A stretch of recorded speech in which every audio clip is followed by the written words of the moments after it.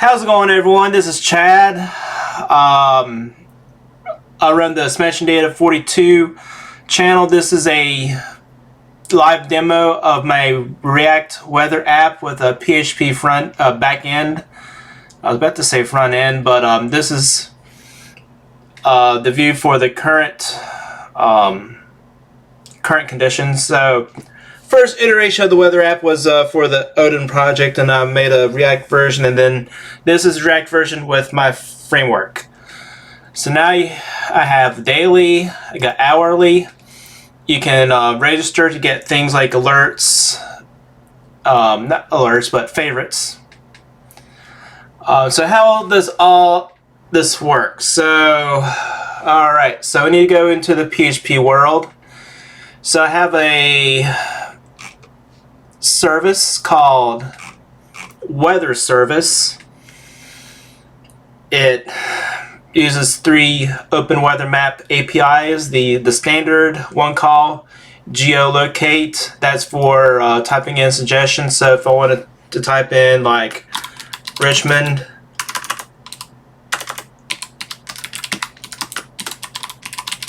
Virginia, it'll do that.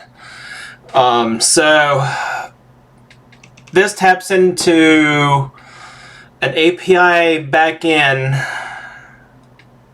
that kind of packages everything and ships it to the API provider for us, and then it brings it all back. The controllers are the local endpoints. So I have for current conditions, I have current conditions action. I got a one call action. I got a search action for the weather controller. There's also, we got to go into the JavaScript part of this now. So this is a hook to use for the current conditions basically page. It's basically a component page. So I crafted this hook, and it uses this block of code to get current conditions. So it does all the async and fetch and all that stuff for you. It is only queried if there's a detection of change of the city or the units to reduce the number of excessive calls to the provider. I try to minimize one call as much as possible, because it is not a free tier API, but you have to be like mashing refresh for an hour before they start to charge you, unless you have your API key leaked. So that's another thing that I did. So I'm going to be very careful, and I'm going to grab the env sample here. So in the env file, I would have something down here, the open weather map key, so that I can form a URL and send my request to OpenAI. And then if you go into the component, the page component for current conditions, it's basically the familiar React.js type of stuff. So I just literally just stood this up. This is basically kind of like a dry run for when to deploy to AWS. So I'm going to go register here. So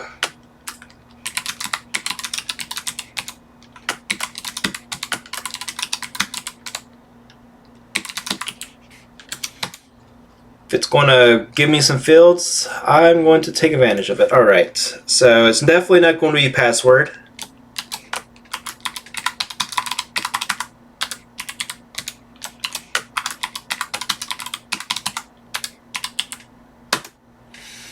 Not now, so I can go ahead and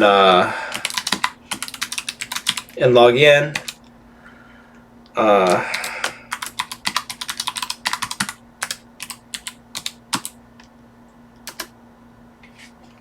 Not now. So now I have logged into my account, and now I can add a favorite. That's not set to home right now, but I can actually set that as home, and a home icon will appear. Let's see here, 236602 Newport News. Let's just add that. If you set that as home, it switches.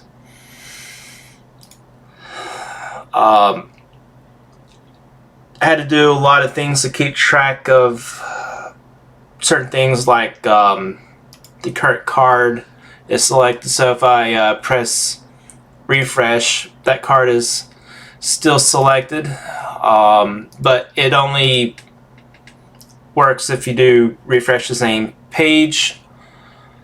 There are alerts. Units do change as you expect. I know this is a little bit unstructured, but let's see here. In order for my endpoints to work with the API, I do have to add them to the ACL.json. This is kind of like your route file if it was Laravel, but you'll be using function calls to define the groups. Guest has access to what middleware, some other things. But also have built my own API for the favorites. So I have actions for store, show, destroy, and patch. So favorites controller, this is what it looks like. So we're kind of like, for example, doing the same thing. So you have like a destroy action. So we still doing a CFR check, but if you kind of like tinker with the form here, if I can find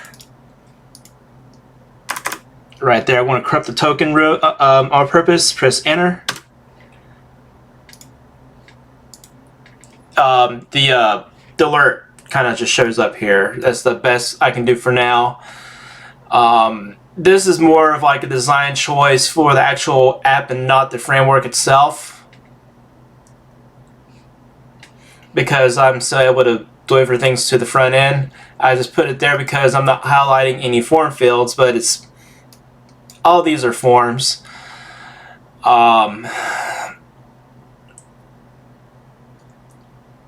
It's very similar to like a regular CRUD operations, except that, let's say if you pull up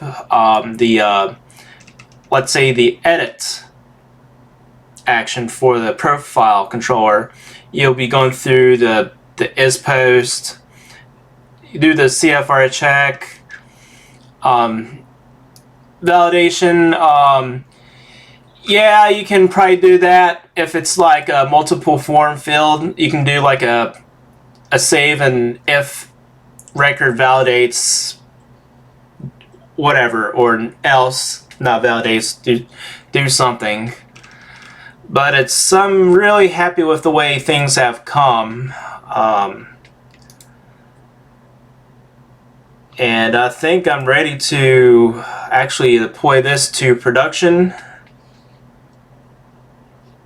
I have everything set up as mentioned in the last video to where I can compile the project and then deploy it and not have to run npm run dev.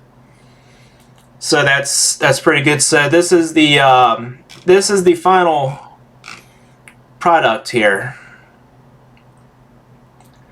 If you're a developer or a recruiter, please reach out. I really appreciate any feedback. I know some of these videos get a little bit long-winded and I forget how to speak, but that's just the way it is. Want to press the record button. That's it for this video. Thank you for watching. We'll see you next time.